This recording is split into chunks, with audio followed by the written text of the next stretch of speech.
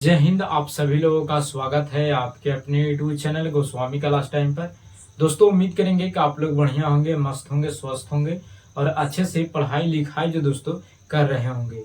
तो दोस्तों आज की इस वीडियो में हम लोग क्लास 10th के साइंस का वैसे महत्वपूर्ण सब्जेक्ट की रिवीजन को दोस्तों हम इस वीडियो में आपको बताने वाले हैं, जो आपको 21 फरवरी का जो फाइनल एग्जाम होने वाला है दोस्तों, उसमें दोस्तों आपको से सवाल पूछे जाएंगे। ठीक है, तो चलिए इस वीडियो को शुरू करते हैं।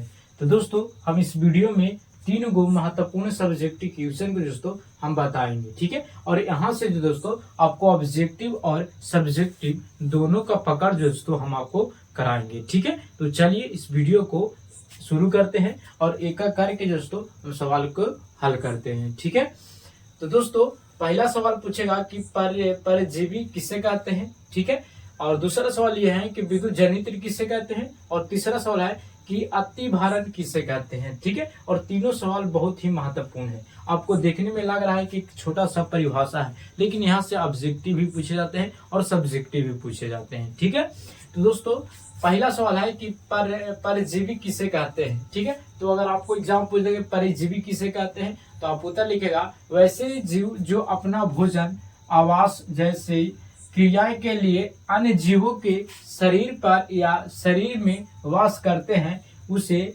परजीवी कहते हैं। यानी अपना उसका खुद कुछ नहीं होता है, लेकिन जो दूसरे के जीव पर या दूसरे के शरीर पर जो वास करते हैं, उसी को हम लोग क्या कहते हैं, परजीवी कहते हैं। जैसे में आप जो यानी ढील को आप लोग देहाती में बोलते होंगे ढील।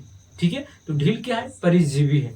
ठीक है, तो अगर आपसे पूछेंगे कि परजीवी किसे कहते हैं, तो वैसे जीव जो अपना भोजन और आवास यानी खाना पीना और घर रहने के लिए जैसी क्रिया के लिए किसी अन्य जीवों के शरीर पर या शरीर में वास करते हैं, उसी को परजीवी कहते हैं। जिसको हम लोग जूई बोलते हैं, जूई यानी जिसको ढील बोलते हैं। ढील देखते हैं, उसका कोई घर होता है, ठीक है, या उसका कोई भोजन होता है नहीं, वो किसी के शरीर में निवास करता है और वहीं से दोस्तों उसका भोजन और आवास होता है। ठीक है, तो अगर आपको एग्जाम में पूछ देंगे तो आप आसानी से पढ़ा लीजिएगा। ठीक है, तो दोस्तों दूसरा सवाल है कि विद्युत जनित्र किसे कहते हैं। ठीक है, और एक से एक सवाल दोस्तों आपको एग्जाम में जरूर पूछेगा। ठीक है, तो दोस्तों अगर आपसे पूछेंगे कि विद्युत जनित्र किसे, तो आप उत्तर में लिखेगा कि विद्युत जनित्र एक ऐसा यंत्र है जिसके द्वारा यांत्रिक ऊर्जा को विद्युत ऊर्जा में परिवर्तित किया जाता है, उसी को विद्युत जनित्र कहते हैं। ठीक है, दोस्तों विद्युत जनित्र के डायरेक्ट फार्मूला इस तरह से पूछेगा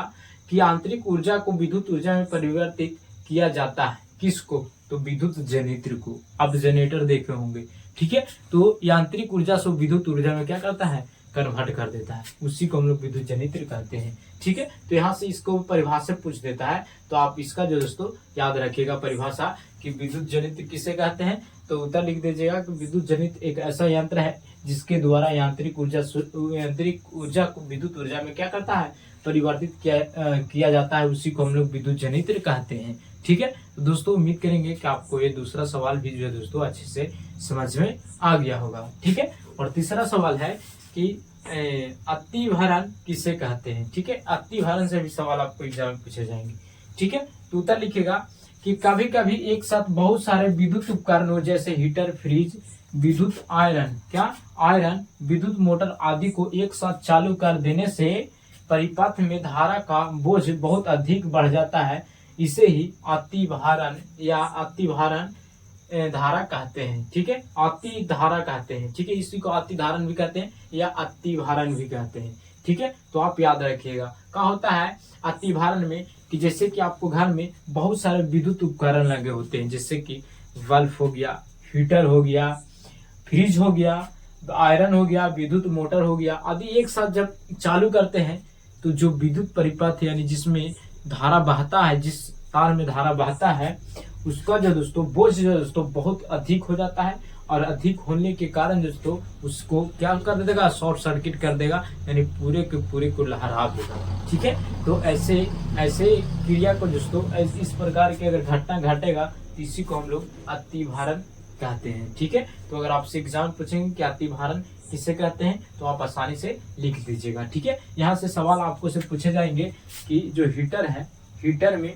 नाइक्रोम होता है। ठीक है, बल्ब में टंगस्टन का बना होता है। ठीक है, तो ये दोनों सवाल आपको एग्जाम में पूछे जाएंगे। ठीक है, तो हीटर में क्या लगा होता है, तो नाइक्रोम लगा होता है। ठीक है, तो अगर आपसे पूछेंगे कि अतिभारण किसे कहते हैं, तो कभी कभी एक साथ बहुत सारे विद्युत उपकरणों में जैसे हीटर, फ्रिज, विद्युत आयरन, विद्युत मोटर आदि को एक साथ जब चालू कर देते हैं तो परिपथ में धारा का बोझ जब बहुत अधिक बढ़ जाता है और बढ़ गिरने के कारण जो दोस्तों सारा चीज जल जाता है, जिसके जल जाता है उसी को हम लोग अतिभारण कहते हैं। ठीक है, तो दोस्तों ये रहा साइंस के 3 महत्वपूर्ण सब्जेक्टिव क्वेश्चन और तीनों सवाल को आप अच्छे तरीका से जरूर पढ़ लीजिएगा। ठीक है, तो दोस्तों अगर आपको ये तीनों सवाल अच्छे तरीके से समझ में आ गया होगा तो आप इस वीडियो को लाइक जरूर कीजिएगा।